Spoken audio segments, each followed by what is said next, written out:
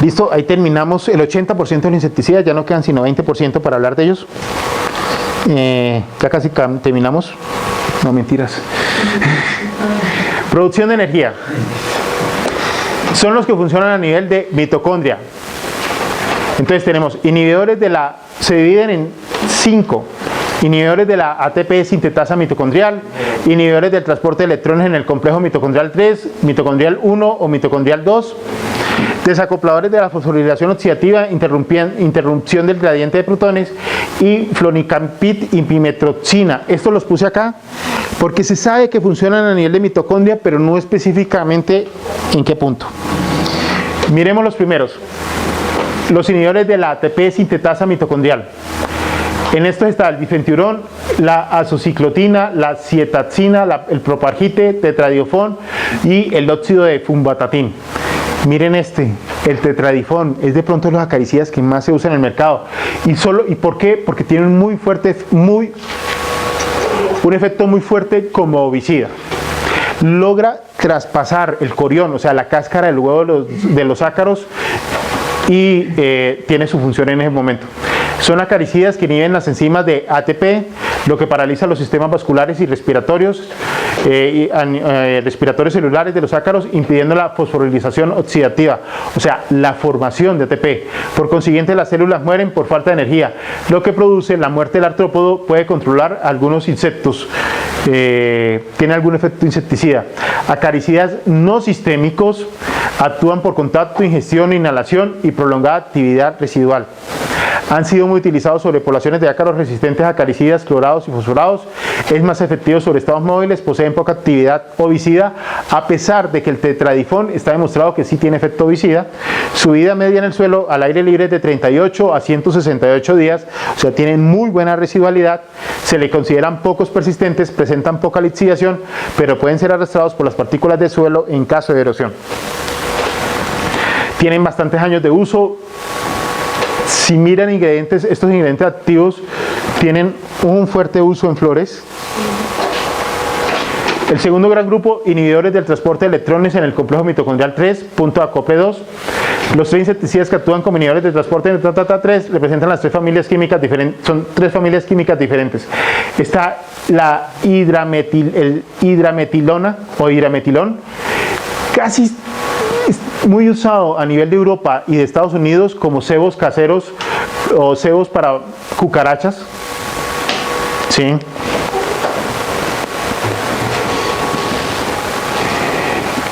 ¿Por qué no se usan en la parte agrícola?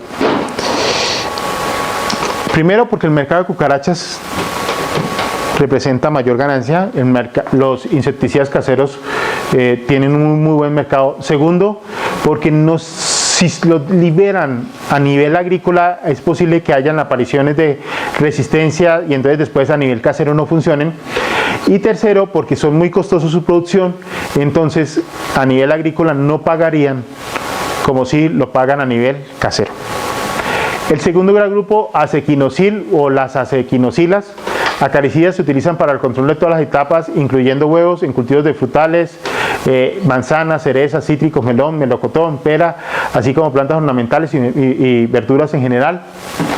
Y el tercer grupo está el fluacripirín, acaricida de la estrobilurina, introducido en el 2002 para uso hortícola. Su modo de acción es por ingestión de residuos, por ingestión en residuos tratados o por superficie tratada.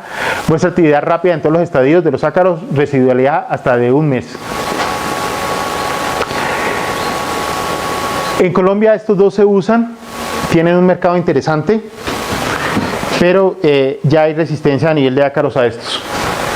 El tercer grupo, hablamos de los inhibidores del transporte de electrones en el complejo mitocondrial 1, insecticidas acaricidas que inhiben el complejo enzimático mitocondrial del transporte de electrones, lo que lleva a una rápida parálisis y muerte. No son sistémicos al igual que los otros, pero poseen acción translaminar del haz al en vez de la hoja e impide el desarrollo de los huevos en la parte no tratada. A este grupo pertenecen dos grupos de insecticidas acaricidas. Están los acaricidas insecticidas que se llaman METI. Se usan para controlar saltamontes, ácaros y moscas blancas en cultivos de frutales, hortalizas y otros más. Son de acción rápida y ofrecen una buena residualidad, sobre todo los istales de insectos y ácaros susceptibles. Dentro de este grupo está el fenaxaquin, fenpiroximate, pirimidifen, piridaben, teufenpirat y tolfenpirat. Son de uso limitado. En Colombia tienen algún uso interesante, pero pues no tienen gran mercado. Y el otro gran grupo que pertenece a los que inhiben el complejo mitocondrial 1 está la rotenona.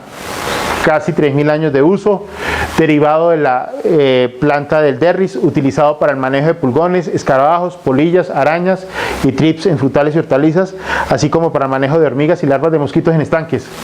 La rotenona tiene gran uso, sobre todo en lagos artificiales a nivel de Europa, a nivel de Asia, para matar aquellos peces invasores. También se utiliza para controlar especies invasoras como tal, como dice ahí. Hoy en día se está volteando a mirar su uso porque puede llegar a presentar cierto nivel de toxicidad a mamíferos. Ahí se encuentra también el barbasco, ¿no? El barbasco tiene también... ¿Cómo? El barbasco. El barbasco. Estuve mirando un artículo donde utilizaban barbasco, quinoa y otro avillo, creo que es, donde encontraban la rotenona como ingrediente activo. No sé, si te soy sincero, no sé. Pero la rotenona, por ejemplo, hubo un proyecto hace como 14 años, 15 años del Instituto Nacional de Salud para manejo de zancudos. Y se utilizó en algunos lagos, pero las larvas de los zancudos desarrollaron baja susceptibilidad a la rotenona. ¿Sí? Desacopladores de la fosforilación oxidativa vía interrupción del gradiente de protones o pirroles. Este grupo químico tiene como uno de sus principales exponentes el clorfenapir. Yo creo que casi todos los cultivos de flores a nivel de Cundiboyacá utiliza el clorfenapir. Es el primero de los miembros más destacados de este grupo químico con propiedades insecticidas calicidas. Es un inhibidor de la fosforilación oxidativa, previniendo la formación de la molécula ATP, por lo cual el artrópodo se queda sin energía, no sigue alimentándose y en estados inmaduros no completan su ciclo de vida. Lo utilizan como mitipirio del Sunfire. Sí, el Sunfire.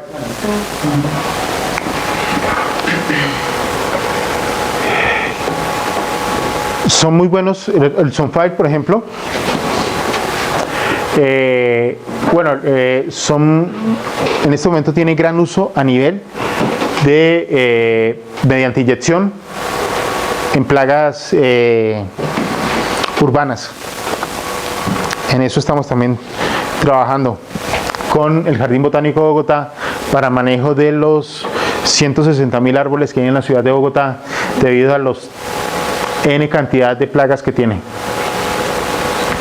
Y este grupo, flonicamid y pimetrocina, desarrollados e introducidos a finales de 1990, insecticidas que actúan sobre hemípteros, son específicos a hemípteros y básicamente son específicos a Hemiptera homoptera. Dentro de los homoptera están las moscas blancas y están los áfidos, ¿sí? Presentando efecto antialimentario, no tienen un mecanismo de acción específico, sino que parecen estar involucrados en una inhibición selectiva de la alimentación. Los insecticidas mueren como resultado de inanición. Paralelamente se ha identificado que tienen efectos sobre la audición, la percepción de la gravedad y la coordinación motora fina. El insecto como que se cae. Hay que usarlos con cuidado. Desde antes de que salieran al mercado ya sabían, en estudios a nivel de laboratorio, se diagnosticó que poblaciones podían llegar a desarrollar resistencia muy rápidamente. Aunque sus mecanismos de acción es diferente, insectos resistentes a neonicotinoides pueden presentar resistencia cruzada a estos dos. Aparentemente debido a las monooxigenasas dependientes del citocromo P450 que pueden metabolizar los dos tipos de compuestos. Bueno, ahorita cuando veamos algo de resistencia les explico algo de qué es el citocromo P y qué son las monooxigenasas. Consideraciones ambientales y toxicológicos. Bloqueadores de alimentación selectiva tienen un perfil de toxicidad muy favorable y por lo general se consideran de baja toxicidad para abejas y otros insectos benéficos. Por eso es su gran promoción, porque no me van a afectar otros insectos blancos. Tercer grupo, los que afectan el sistema endocrino. Estos químicos hacen referencia típica a los reguladores de crecimiento de los insectos. Si revisan literatura, lo van a encontrar como Insect Growth Regulators, IGRS. Dentro de esos hay varios grupos. Está el fenoxicar, el piriproxifen, el clorfentiazin, el ciatosol, etoxazol, son inhibidores del crecimiento de ácaros. Estos tres funcionan como acaricidas. Hay agonistas del receptor de dixona como la metoxifenocida o el tebufenocida. Hay disruptores de la muda en dípteros como la ciromaxina. Si se dan cuenta, son muy específicos a grupos puntuales de artrópodos. Actúan en el sistema endocrino hormonal de los insectos o algunas veces de los ácaros, interfiriendo con la actividad de la hormona juvenil o de la ecdisona, que son descompuestos por hidrolasas específicas. El profe, cuando vieron esta semana sobre entomología, les habló de la hormona juvenil y de la ecdisona. Bueno, miren, señores, todo es hormonal de alguna u otra manera, ¿sí? Entonces, los insectos tienen dos hormonas, bueno, tienen muchas hormonas, pero hay dos hormonas claves en su crecimiento. Son la hormona juvenil y la ecdisona. A mí me encanta explicar esto.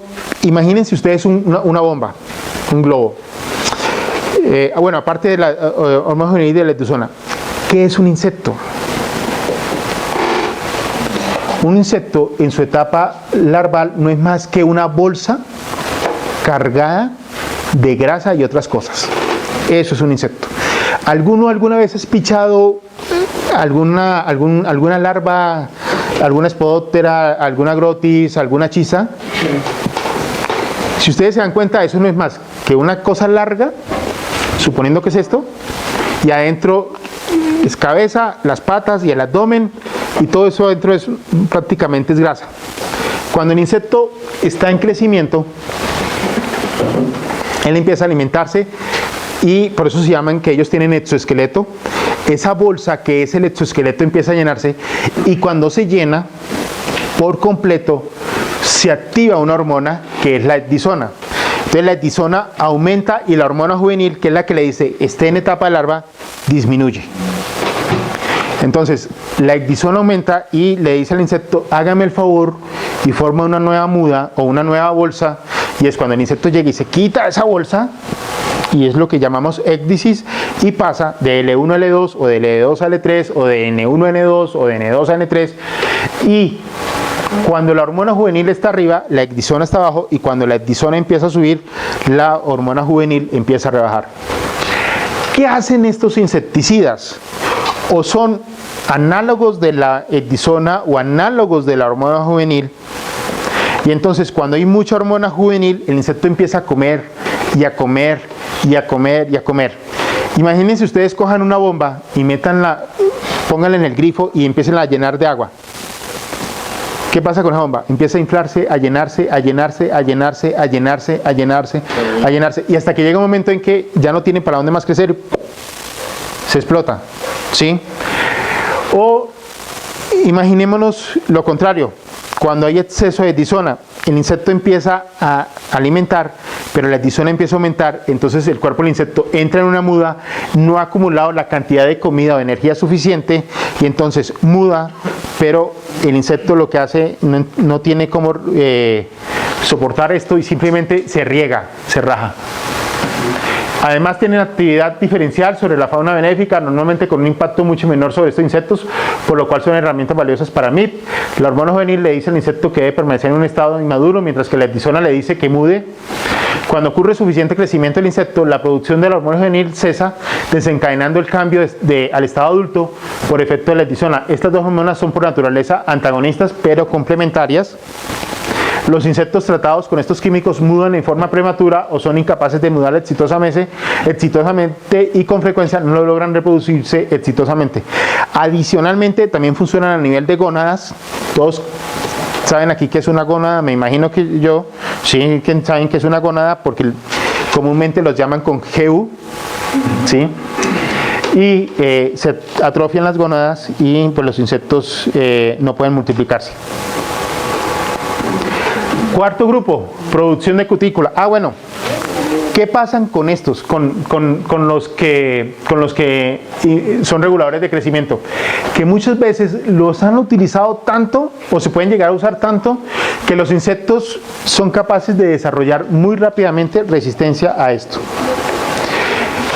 Cuarto grupo, producción de cutícula. Estos insecticidas son conocidos como inhibidores de síntesis de quitina. Yo creo que por lo menos, miren, yo he participado en estudios de eso, por lo menos 2 o 3 de acá alguna vez lo he usado. Pero obvio, no voy a decir quiénes lo han usado, seguramente, pero por lo menos yo sí voy a decir, yo sí lo he usado en alguna vez. Son inhibidores de la biosíntesis de quitina tipo 0, en lepidópteros o como las benzoilúreas. Esta clase incluye el difluensurón, el triflumurón, el lufenurón. Este está muy presente en tratamientos para los piojos. Y por eso me atrevo a decir que alguno, por lo menos alguna vez en su vida, ha tenido que usar esto. ¿Sí?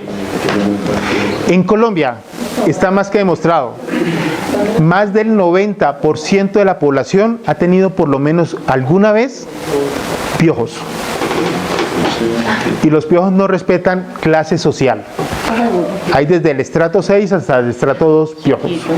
¿Sí? Inhibidores de la biosíntesis de quitina tipo 1 como Hemipteromoptera, como el buprofezin. El buprofezin a mí me da pesar, me da tristeza porque una de las grandes plagas que tenemos en agricultura se habla que hay 5 plagas claves en el mundo. Las plagas claves, pues eso depende del cultivo y depende de la zona, pero las 5 plagas claves en el mundo, para que las memoricen si van a seguir trabajando en este mundo del manejo de plagas, son para el año 2016, ahorita aparece una nueva y se me caga la exposición, que son las moscas blancas, Triloburodes y Bemisia, los áfidos, Macrocifum y Mysus, los ácaros tetraniquidae o Tetranicus, los trips, Franquinella occidentalis, Trips palmitris tabasi, y me falta uno, y la reina, Spodoptera frugiperda. Esos 5 bichos lo he demostrado. Uno le pone una bandera del Cali y se la comen. No me atrevo a hablar aquí del nacional, pero es que esos bichos se comen todo lo que sea verde. ¿Sí? Y esos 5 son en este momento considerados las 5 principales plagas de agricultura en el mundo. Sí, si ustedes son productores de café van a decir que son Hipotenemos campei. Sí, si ustedes son productores de palma de aceite van a decir que posiblemente Rhicophorus palmarum por culpa del anillo rojo y por culpa del PC. Pero digamos que esos 5 son los insectos más polífagos y que están más presentes en casi la mayoría de los cultivos del mundo. El buprofezin fue muy trabajado en Colombia y en esta parte del mundo, estoy hablando de América, para el manejo de mosca blanca, Bemisia tabasi en algunas zonas y Triloburodes vaporerum en otra. Lo usaron tanto que lo quemaron muy rápidamente. Hoy en día se consigue en el mercado, pero digamos que ya su uso ha bajado mucho. Y era una excelente herramienta porque afectaba la producción de cutícula, es selectivo a fauna benéfica, no me afectaba en Carcia formosa, no me afectaba a Mitus pusipenis, que son los 2 parasitoides por excelencia de mosca blanca, no me afectaban abejas, pero su sobreuso lo quemó. Inhiben la actividad de la enzima quitina sintetasa y por ende la producción de quitina, que es el mayor componente del exoesqueleto de los insectos. Así la nueva cutícula se forma, pero no tiene resistencia mecánica y se rompe durante la muda. A similitud de los hormonales, los inhibidores de síntesis de quitina también poseen una toxicidad diferencial a favor de benéficos. ¿Cómo funcionan? Penetran por los canales de cera y por ingestión, por eso pueden controlar a adultos jóvenes. Inhiben la actividad de la quitina sintetasa. La nueva cutícula es débil, sin resistencia mecánica ni elasticidad, por lo cual se rompe en el momento de la muda. Efectos sobre fecundidad y fertilidad por su acción sobre el aparato reproductor también es identificado. Esta es la quitina, y la quitina pues se forma con la quitina, y cuando hay sobrecarga de quitina el tejido pasa a ser duro. Entonces aquí vemos un corte transversal de la piel de un insecto o de la capa de un insecto.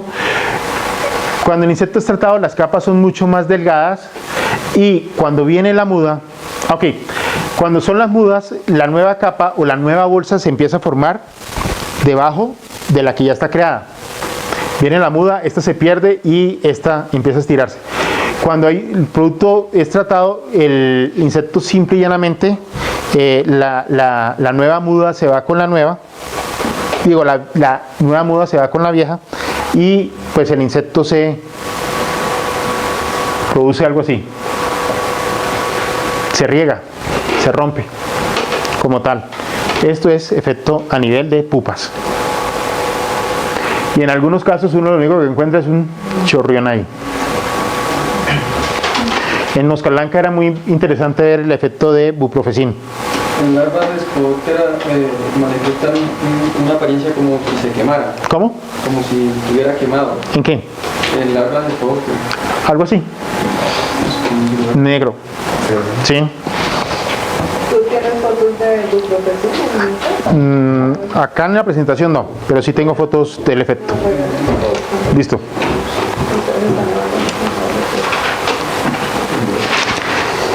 En la actualidad, buprofezin tiene una ventana de uso muy interesante a nivel de Norteamérica para manejo de Diaforina citri, inmaduros de Diaforina citri. Parece que tiene cierto efecto sobre esto, pero no como inhibidor de síntesis de quitina, sino como alterador del sistema reproductivo. Todavía está en estudio.